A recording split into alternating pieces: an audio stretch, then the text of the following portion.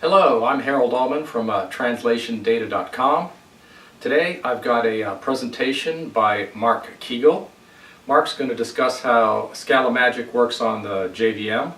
It's part 2 of his presentation. If you want to see the first part of the presentation, just check for the videos on this channel. And if you like the video, please subscribe to the channel by clicking on the button below. The big wins about using Scala when you're moving from Java. Okay, so now we're defining a do-match method.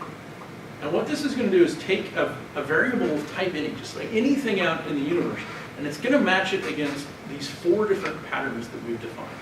The first pattern is going to look for a list that is exactly 3 elements long, and it will just return a constant 3. A second is going to look for a list that has a first element and a tail. So it could be a 1-element list or it could be a 1,000,000-element list. It will just not be a 3-element list because we already have a pattern for that, and pattern matching occurs in order. We then look for something that is of type bar, and we destructure that into its components. And then we have sort of the default case which matches anything, and we just return 0 if that's what it is. So let's compile this and let's see what we get. Okay, so we don't actually get that many classes, but we get more classes than we would have expected. So we would have expected, at least naively, 2, right? But at least 2 more because of bar, because we know that the JVM really wants other classes off. So maybe we've got the right number of classes to expect. So we've got our match dollar because it's going to be an object, our bar dollar for that companion object stuff too. So maybe that seems right. So bar dollar. Oh, bar dollar. That's the that's companion object. Implicit companion object, meaning compiler generated. Got it. All right. Yeah, it's always there. I keep forgetting.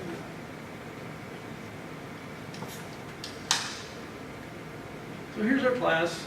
Again, we're in an object context, so we're going to have to call out here in the do match.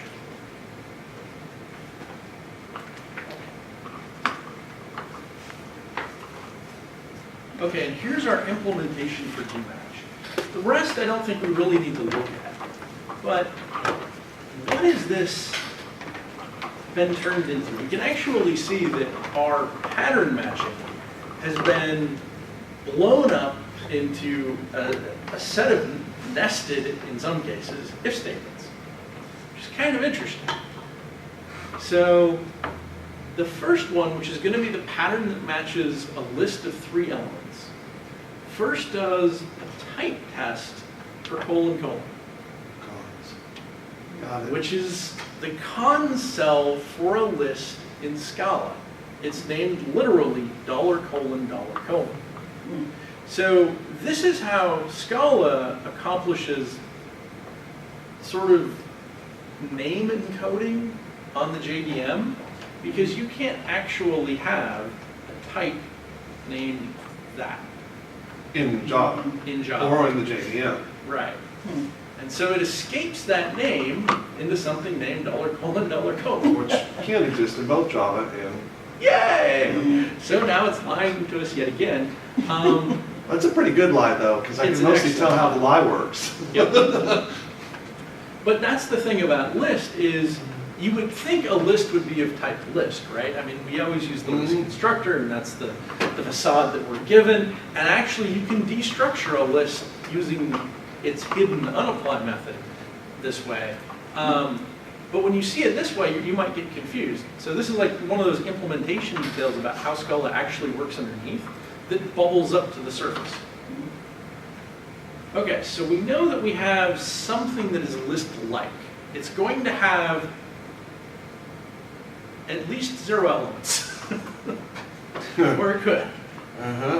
Okay, so we have Boolean B is false, and then that's true. So we're generating flags in the background to keep track of state. So there's a sort of an automatic state machine that we get.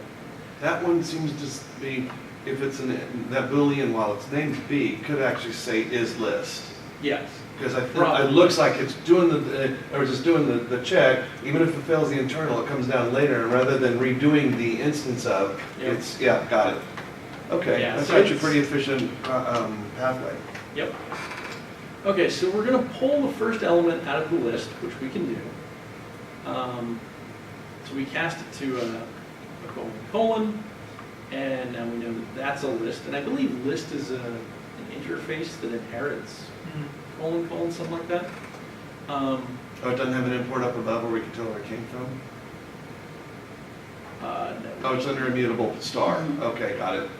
So that Some is of where the it's other from. decompilers will actually show everything, but this one I guess is not. Well, but immutable dot list is it, isn't it? Yeah, I think so. Yeah, So I think that is the type. yes, got it. If we want to go look it up. Wait, I have a quick question on that. You're decompiling into Java.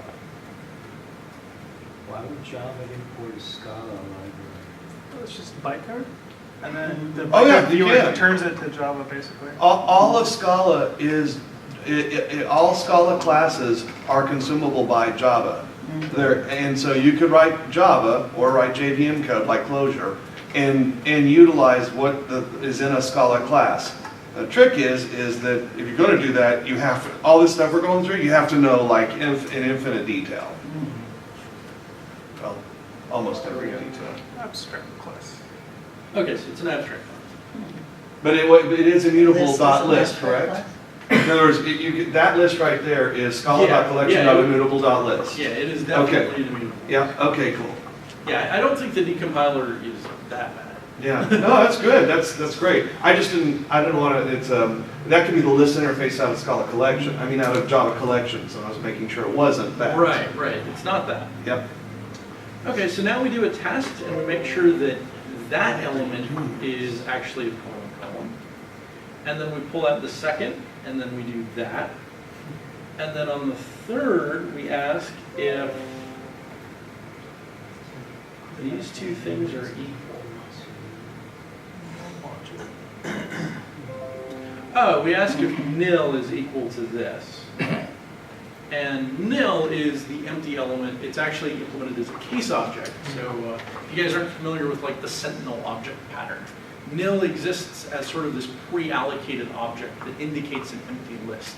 It's always going to exist somewhere, always at the end. So for example, like nil cons with nil is just nil. And any list cons with nil is that list. there's a similar pattern in Java collections for an empty array list, right? Well, actually, technically, it's an empty list. The implementation happens to just be an array list. Yep. Yep. Yeah, it's really common. It's actually really nice. Yep. That way, you only have one instance in your entire system. If you want an empty array list, or an empty list, you will always have that one instance instead of generating empty things all over the place. That means this is one of those subtle things. Now you have a reference comparison as opposed to an equals call. When you do a reference comparison, it's register-based and almost instantaneous. Which is one of the nice things about using Scala is that in a language like Java, you could accidentally create multiple different empty objects and be comparing them to each other. And having all the expense of that. Well, but more than that, you lose the guarantee Yeah, about which is the actual exactly. empty object. Yeah, well, and hopefully you're not identity based, so that's okay. Hopefully, at least you're going through equals. But you're right. If you don't Right. know that, you can end up with You some part of end up code with that's a list identity of dependent. two empties, which Yes. would just be bad. So because we use the case object pattern, the language itself won't let you instantiate another copy that's empty. And so you'll always use that term nil, and you never have to worry about that particular bug. If you didn't know that bug could occur, well, now you do. I've had to fix it. Yeah. It's fun. Oh, it's a treat to try and find. Yeah. Yeah. Okay, so we can see how this if sort of does the right thing. But if it doesn't match, then it just falls through into the next set of ifs. So the next if that we have is going to look for a list that's just a head and a tail. And we already have B, which tells us, and could be named is list. So if it is a list, then we just return 2, because we know that every list can always be decomposed into a head and a tail. This is one of those weird pattern matching things that you have to know about, is that the tail can be nil. Yeah. Is this So an nil- artifact nil of, cons nil? Yeah. Well, it won't be no cons nil. It will be something real cons nil. So it'd be non-empty list then. Yes. Okay. Because if you try that with the empty list, it should It's blow still up. be nil. Yeah, so nil isn't colon. Colon Right. is the con stuff. this whole thing about b equal to true, is this an artifact of generating some bytecode, then optimizing the bytecode? It's a for compiler jumps? optimization And, that, and then, I mean, kind of like taking assembly code and optimizing Yep. chunks of code and then decompiling it into some jump. yeah. So the compiler, the Well, Scala the Scala compiler. compiler did that, right? Right, exactly. The Scala compiler came across the match statement. So over in the Scala code, there's a blah blah blah match, and then there's the case statements, right? As the Scala compiler did the analysis, there's an entire mechanism inside the Scala compiler that does all this work, knowing that each case statement can assume that the prior one was not satisfied. Does that make sense? As soon as it can make that predicate, this was not satisfied, it can then make assumptions about how to satisfy the current context. Does that make And sense? you can reuse the code that. Yes, exactly. Then it becomes an optimization inside that logic. Yep. Which is pretty cool, because if you're going to hand optimize it, that's sort of what you would have to do. But now you'd have to keep track of it rather than the Scala compiler. And actually, Pretty darn cool. there's an additional dimension on this I don't know if you're going to cover tonight, and that's called exhaustiveness checking. It knows the types so well that if you had just come in with a list and you were matching on a list and you got to the end and basically got to all the case statements and it wasn't covered, it will tell you did not cover, you did not exhaustively cover all known pathways. Right.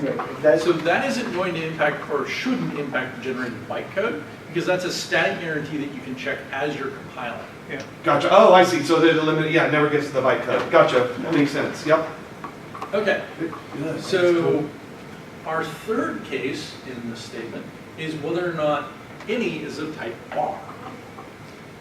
And so you can kind of see one of the things that Scala makes difficult, because a language tends to optimize for a certain style. Languages make choices about things that you should do and things that you shouldn't do. And one of the things that Scala really, really doesn't want you to be doing is doing blind casts. They actually make casting in Scala really, really difficult. Not really difficult, but a little bit more Inconvenient, painful sure. and inconvenient than it is in Java. So for example, rather than doing Why does it inconvenience you? because it's a bad thing to be doing, because it destroys type safety. There's a whole class of errors around casting. And so when you're casting, what it means is you've lost the context to have the type already be derived from the context. Yep. And so it means that gap is an opportunity now for all sorts of bad things to happen. It's a way of telling the compiler that you know more about your code than the compiler does. But that really isn't always true. Sometimes, Or a good idea. Or a good idea. In Scala specifically, it's not a good idea. Yeah. Yeah, that's accurate. Java, you probably might be right. You just get a compiler. Yeah. I think you might just get. Well, and also Java, while it is strongly typed, is not rigorous. And so there's lots of contexts where you're going to end up with trying to do an instance of it in Java, where if you do it in Scala, it means you didn't do the design pathway correctly. You shouldn't be an instance of. There are very, very few exceptions, and you do have to have it, but it's extraordinarily rare in Scala. Yep.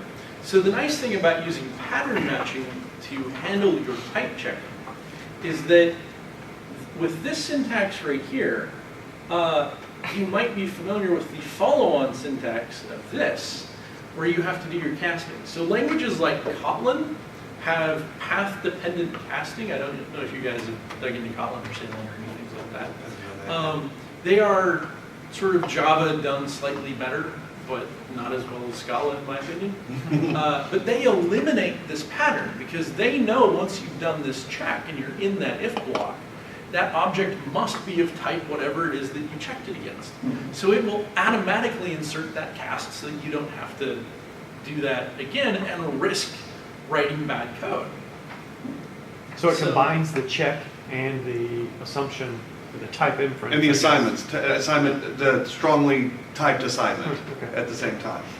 So with Scala, we not only get that, but we get destructuring of that object as well. So we know that when this any comes in and matches this particular case, not only is it of type bar, but we get exhaustiveness checking, depending on what it is that we're checking, which is a really nice feature to get. And we also get destructuring of the elements over here, along with things like guard statements. Pattern matching is way, way more powerful than the constructs of Kotlin, Salem, or Java. So, and much safer to use. I highly recommend, like, don't use as instance of or is instance of, which are the methods that Scala gives you. Use pattern matching. Yeah, if you're using it, try and immediately rewrite it as a match. Just immediately go, if you just used as instance of, try and go back and use it as a match, because there's something wrong with your design pathway. Yep. And we can kind of see just like here with our else, that's the catch-all case, and it just converts that down to an else block, which is really nice. Okay. Just a quick question. So if you're using case objects with a case class, right? Is that what you have to use it with? Or like a case object or a case class? And you can't just use any just regular plain old class? I mean, you can have a case object. Like nil is actually a case object. Right, no, so I mean like a regular It's class, accidental, for they share the instance. name case. It's accidental. In other words, the idea of a match having cases and the idea of a case class. No, I'm not talking about the case, I'm talking about the class itself. Let's say I have a class called food, like a regular class, just Mhm. not case class, but just class food, with a couple of things on there. Like, and I'm defining in Java, and match on that structurally. As long as you write the unapply interface, the compiler will notice it during compilation. I believe that's the case. Yes. Yes. Okay. Yep. It's- So, it's so in the other words, unapply you're that's the match. responsible for implementing the unapplied pattern Okay. on your. So if you do a case class, it does it for you. But if you don't do a case class, you use a regular class, you're responsible. If you want it to do a match, Right, yeah, yeah. then you're responsible for that unapply. I think you maybe can define it on the companion object. I think that's where it is. Yeah, I think Yep. that's where you put it, Object right? as well. Yep. Okay. Mm-hmm. But an object is its own companion. Right, yeah. All right, cool. Oh, Yes. I just wanted to point out, if you're dealing with tuples and you see that silly ._1, ._2, Jim showed me that you don't have to do that. You can just use match to Yeah. pull apart the fields and or It was decode the not fields. intuitive to me. I was like, I Oh, only really? discovered that like 8 months ago. Oh, wow. Do you know how much of my code has _1, _._1? It's ugly as hell, and going back and trying to work with that code sucks. no. So I just spent a week re-going through all my code, flipping it over to match case. Yeah. Yep. Okay. Yeah, it's one of those weird things where if you don't think about it or know about it. Yeah, well, and I'd already, by the time I saw it somewhere else, Yeah. I'm like, oh my god, I've wanted that for so long. Yep. Okay. So that's the first feature. Now for comprehensions. If you've not encountered the power of for comprehensions, or like Jonathan come from Haskell and know what do notation is, for comprehensions are nothing like for loops in Java. They have nothing to do with each other. Purge that from your mind. For does not work the same way in Scala as it does in Java. It's probably a bad thing that they reused the I name, agree. because I think it throws a lot of people off. Or I wish they'd have done some other name, just Yeah. freaking, because for each is correlated strongly with for, Yeah. the Java for. Yeah. So But Scala does have for loops, right? Well, It it's has- called for each. it has while loops. Okay. So the real Yeah, question that's- is, that's why do you accurate. need multiple ways of looping? You know, in a real functional programming language, all you need is recursion. All you need is a Y Combinator and you're good, damn it. So, You're channeling Lispers now. yeah. So let's look at what a for comprehension is. Yeah, that's a good way to start with for comprehension, because when I got to Scala, I thought it was an advanced for loop and just started trying. Really not. And no, it's actually the worst way to think about it. Yep. And we'll see what it decompiles into, and that should convince you even more. Please don't think about this as a for loop. As Java for loop. Yeah. Exactly. Because it's not. Okay, so there are two different examples of a for comprehension in here. And I don't even know that a for comprehension is really the right way to refer to this thing, but it is sort of how the community refers to it. It's also very different than what you might run into in Python land, where they also refer to for comprehensions. The two are more closely related, but the syntax around a for comprehension in Python, like that's their most powerful construct is the for comprehension. You have the same power here, but much more regularity, if you will. Because the for loop in Python is just a template, really. Okay, so we define an object main. It has two methods. The first method, strLengths, is going to take a list of strings. It's going to iterate through that list, and I use iterate loosely here. And it's going to yield back a new list. I know that's not obvious here because there's type inference being done, but you'll see how this is done. It's going to yield back a new list that contains the lengths of each of those strings. We have another method here, which is filter non-empty by lengths, which takes two different options. So if you haven't run across option in Scala, it's auto replacement to basically null. It's a class that is either populated or not. So it either has a sum of something or a none. And it's a type-safe way of knowing whether or not the thing that you have is actually there, because you'll never get an NPE. The methods are always there. There's always an object on which you can call these methods. It's really, really nice. Okay, so within that, if we have both a left and a right, we just concatenate those strings and return that option. So let's look at how this is compiled. I concatenate it, they're both lists, right? They're both strings. Oh.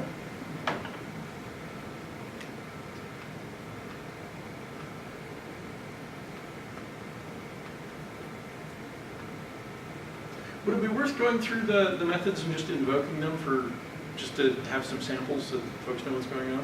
What do you mean? Yeah. Run the code? Yeah.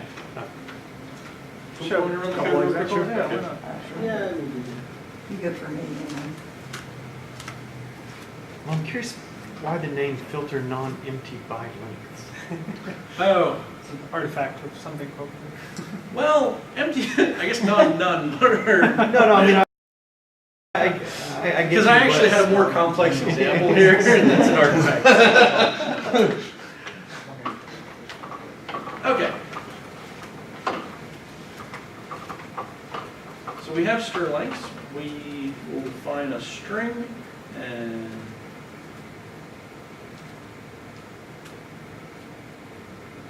so we're calculating the lengths of those strings, and we can see that it is a listed int that comes back.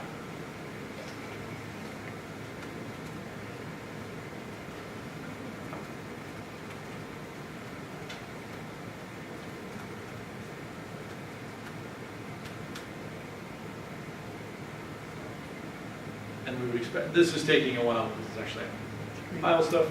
Oh, there's a missing colon too. Quotations. Or Yeah. Oh, yeah, quotation, yeah.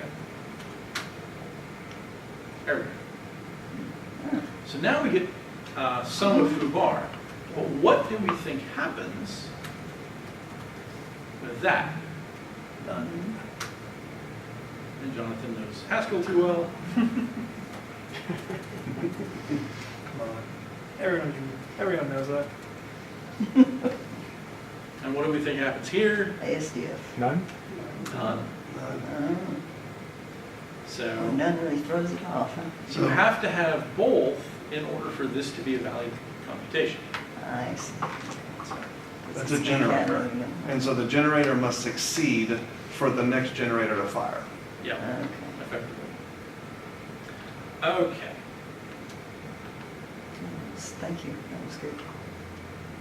So we don't have, I mean, we have our implementations here, but we're obviously deferring to our implementations up here. It's interesting that the return type of the string length is list of object. I think that's an artifact of, I just think it's The interesting. I decompiler. don't know what that means, but I just think it's yeah, interesting. because there is, I mean, you don't have reified generics, right? Oh, So- right, yeah, you don't, right. So is the int that returns an actual literal int or is it an object int? Oh, int is a primitive type, and so there's the box, so I wonder why the box isn't sitting there. It won't box unless it has to. Scala tends to be really, really good about not boxing. So how do you have a list of int that's not a box? I mean, that's not boxed.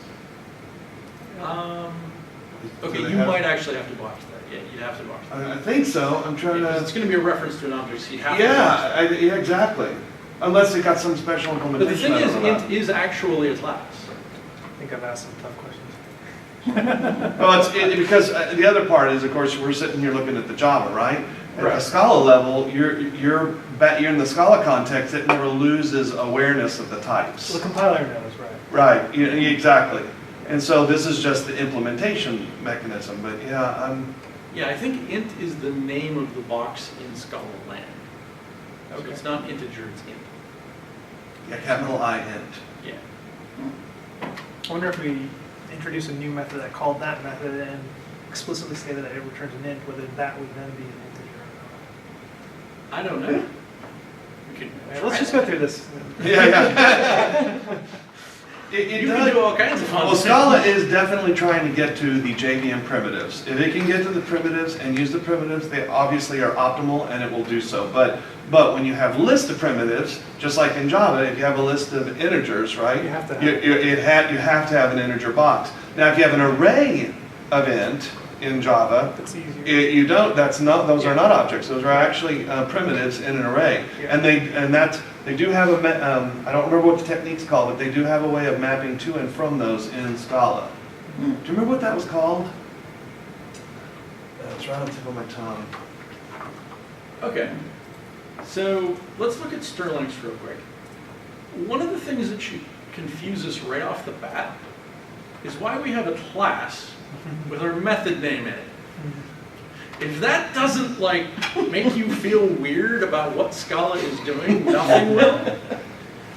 Okay, so if you weren't here last time, this is how Scala synthesizes lambdas on the JVM. Java is the kingdom of the nouns, and noun has to own all of the methods.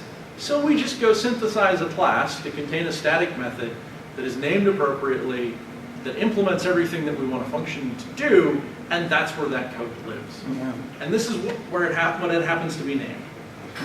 The real question is, why are we pulling in a lambda in the first place? Why does this code over here need anything that looks like a lambda? Because of E? Pardon? Because of the E? Probably, yeah. I don't know. Let's see. Oh, it's because that syntax just gets translated into lambdas. Exactly. Because for comprehensions are not loops. So if you've dealt with Scala collections in the past, or you have languages like Python or things like that, or if you've gotten familiar with the new Streams API in Java 8, all of those collections you can map, flat map, filter, reduce. You can apply functions to the individual elements, or you can reduce them together using folder reduce or something like that. In which case, what you're actually doing is using those functional collection primitives rather than looping. So our for loop is synthesizing basically a map operation across our list, or a flat map. In this case, it's synthesizing, it's mapping the lambda across the elements of the collection. And that's what it's doing. So our body over here, this yield, is that lambda. and then this is going to be translated into that map. So here's our list L1, and we're calling L1.map, and we're mapping this horribly named thing, and then calling can build from, which is some other magic we can get into. So it's instantiating the function, not calling it, it's just creating an instance of a class that contains the function. All right, we're in the kingdom of the dance. So you have to instantiate the class and then call the method in order to call your lambda, right? Yeah. So, I mean, you wouldn't have to do that, but there's probably a reason that they do that. My guess is so that they can hold on to context. Oh yeah. Well, the lambda's got to suck up whatever the dependent variables are in the context as it's run. Yep. Or no, as it's instantiated, not when it's run. Yes. So yeah, if it were pulling in context from outside, it would stash that right here. Yeah, and then apply is the method that actually runs the code. And so we can see here, a1.length. So we would expect the same thing down here, and we are not wrong. Except that now we see two methods, or two classes that are instantiated. One that's $1, and one that's $1.dollar. All kinds of fun. So, what? That's yes, it is.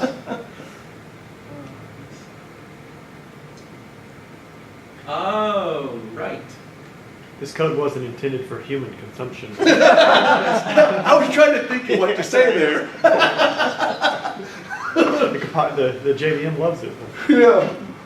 Okay, so the reason that this exists is to facilitate nested flat maps. Because left-L is the first flat map, right.R, wait, yeah, right.R, is that a flat map? Yeah, yes it is. No, I thought that was a map. The last Well, one. I guess it's generating a map, but the last the one way is it's a map. usually talked about is flat. Oh, okay, I got you. It's by implication because it's the end of the 4, right? Yeah. Okay. So you're generating, let's look at the code again. Right, so we're generating a flat map over here on the left, Okay. and we're instantiating The next function. this A guy class? $1 and passing down right.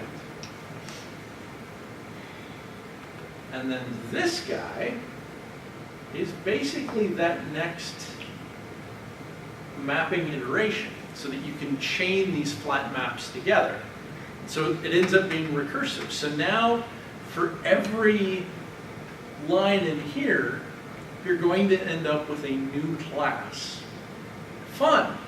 So if anybody has ever wondered why Scala projects, abuse the class loader, this is why. Where is L getting passed into right? Or is L getting passed? I guess it's not getting passed into right? It doesn't depend on it, so it doesn't need it. Never mind. Right's getting passed into the L. Right is getting passed into left. Yeah. So here's left, and we're calling left.flat now. We're passing that right. And then in here's our right, and we're calling map on it, and passing probably the full context. Yeah. Okay. And then down here, Do the concatenation thing. yep, we have our context that got passed in, Uh-huh. instantiated, The left. the left and the right, and now we can call back. Oh, I see, and there's the pen. Okay. So every clause in your for comprehension is going to generate a new class. That has to be instantiated and called. That's a non-trivial cost. So if you've ever wondered why your for comprehensions aren't blazingly fast, this might be why. Okay. So would an alternate way to write the for comprehension would just sort of be left.flat map. Right, map something or other. Yeah, but you'd have to synthesize something that you can call a function apply on, right? And so that's what it's doing. And you have to be able to pass it in that context. I think this is probably the smallest, cleanest way that you can do it. Yeah, but what I think he's asking is, can you rewrite that Yeah. as left dot flat map open, L arrow, right dot map, and then, No, because that arrow has to be translated into something that Java understands, right? So it's got, oh, you mean on the Java side? You can't do that on the Java side. You could, the Scala side could be rewritten in terms of flat maps, but yeah, on Oh, yeah, on yeah, the yeah. Java So side, you that's cannot your do question. that. yes, yeah, you can write L dot flat map, right dot flat map, and then as the end of that sum of, or actually you don't even, well, no, you do. You would want You'd to have do map, do a flat map, function. map, yeah. Yeah, That is easier to read though. Yeah, Oh, yeah. very much so. yeah, this can be directly translated into flat maps. Okay. It's only 10. Oh, wait, I'm in M9. It's at 8:30, just making sure you're in order time. Yeah, 8:30. I think we'll be able to get through anything, and if folks want me to stop, throw something in. So, Please throw over on that side then. okay. So we've looked at a couple of features that Java doesn't offer. This one is by far my favorite because implicits are code that you don't have to write. For those that don't know, and we'll actually walk through this code because we have a lot of folks in here that aren't really familiar with Scala. Implicit is kind of like the static keyword in C and C++. It gets used all over the place and has 12 different meanings. Joined by its brother, the underscore. Yes, exactly. Underscore is another thing that gets abused. Okay, so implicit class is a way of introducing an extension method or an implicit conversion within the Scala ecosystem.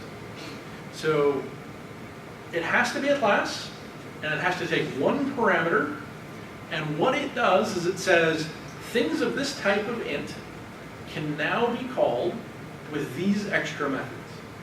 It's a really nice, convenient way of tacking more methods onto objects that you can't extend.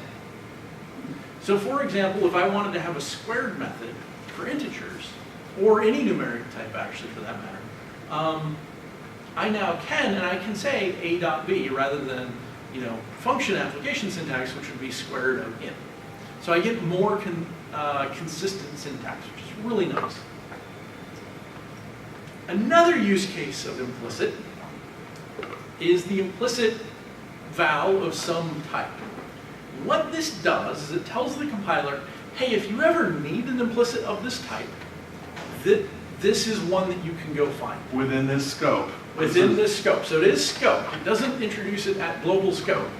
But if I needed an implicit int within the scope of this object, I could go find it. So I have a method named mult down here, which multiplies a and b along with an implicit scaling factor. So what the compiler is going to do is if I only hand mult these two values, the compiler will very graciously go off into my scope and all available scopes and find the best implicit to use as this sort of third parameter in that method. Now there happens to be one available and it's going to be 2, or this guy up here. And so I'm going to multiply 3 times 3 times 2. And it's going to, if nothing can be found or if it's ambiguous, that's going to be a compiler error. Which is really, really nice. And the IDEs nowadays, both Eclipse and IntelliJ, on the mult 3.3, it will put an underline there, with basically an annotation saying, an implicit was resolved for this call. And then you can glide over it and it'll tell you where it found it. Yep. Yeah, the newer IDEs are really good about that because implicits are used all over the place, basically to generate really, really literate and concise and powerful DSLs. So for example, if you haven't dealt with Slick, Slick uses implicits all over the place. And if you haven't dealt with or used Spray, which you really should, it's deprecated now at this point because it's being replaced by ActHTTP, but it is by far the coolest example of what Scala is capable of because it's an entire Mostly the routing DSL is what I'm talking about. Mhm. Most languages, so like Java, for example, rely on annotations in order to do your web request routing. With Spray, you're not doing magic strings inside of annotations. You're actually writing just regular Scala code to route your requests through to the appropriate handler, which I think is really cool. Well, it's And strongly everything typing up from, and it's typesafe. yeah, that's the best part of it. Yep.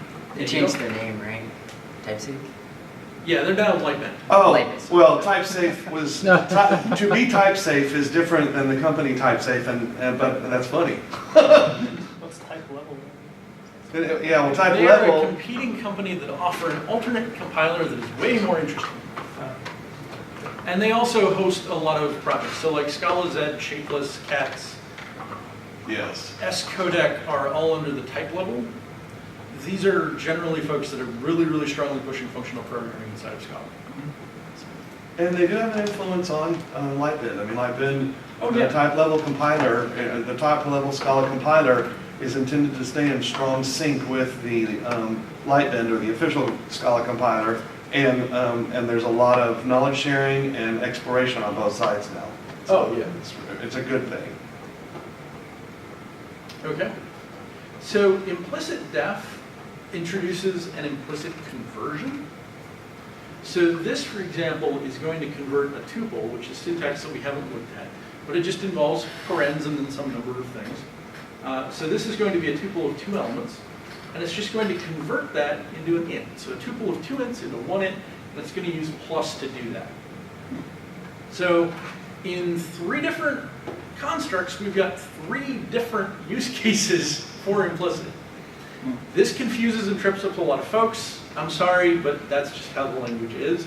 And then here's our 4th use case of implicit, which is to say, hey, compiler, I need something as implicit. So it's the other half of this use case right here.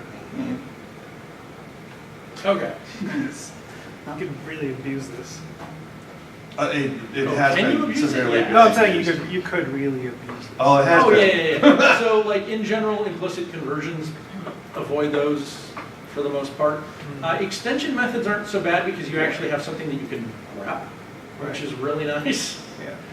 So, Yeah, early on, it got overused, and of course, then people got in all sorts of trouble because the editors wouldn't surface it. So, Right. good luck hunting the chain backwards, and so an equilibrium formed, and there's a lot of kind of patterns and anti-patterns around implicits now. the nice thing about it, and this is something that Scala really got right, is that it's an opt-in mechanism. Yes. So like in C++, you actually have the explicit keyword. And if nobody's seen that, well, C++ has the explicit keyword. You want to know why? Because implicits are all over the place and you can just get them. It will just go greedily do implicit conversions from type A to type B and not tell you. And so in your constructors, you can mark your constructor as taking explicit variables. What that does is it forces the bastard who's calling your code. So it actually is Essentially creates a block. it creates a block that library writers opt out of implicit conversion and force you to do those caster conversions when you're doing Prior to your call. prior to your call. Yes. Got it. Yeah. It's a library defense mechanism. Yep. Wow, fascinating. So it's like all of these things for a problem they never should have had. It's Yeah. brilliant. But so like for me, when I that's first legacy started, crap. That's more legacy and trying to defend against their oh legacy. my god, it's terrible. Yeah. Yeah. So like when I first saw this 6 years ago, I had been writing C++ full time. And I was like, yes, I want an opt-in mechanism, not an opt-out mechanism. God. Spam me with your implicits. Yes. It was so bad. Okay. So here's our class. We know that the implementation, again, is always going to be in foo.dollar. So let's go look at these implementations. Okay. So we know that these shouldn't be special. Like that there probably shouldn't be anything special about myInt. It should just show up as a class, and the compiler should be doing certain magic around that. So what does myInt look like? Does it look like a class? Yeah, it looks like a class. Pretty straightforward, actually. Pretty straightforward. We've got some weirdness right here, though, where somehow my object has a method named myInt. Well, you're in the main module. So you're in the main, at this point, you're inside the main singleton, right? Object, main dollar. Yeah, I'm basically in this scope right here. Yes. But I now have a method named myInt that I can call. Why? So recursive thing. Oh, because of, Oh, because it instantiates it for you. It's doing the instantiation of myInt for you. Okay. It's like a constructor then. Yeah, it's a factory. It's a myInt factory is what that Why? is. So that But you you can put call other the stuff dot in there. squared on it. I know what it is, but why is it there? Trying, some other code call that, perhaps? Well, and that's what we see, is this right here. Right. Well, why is it calling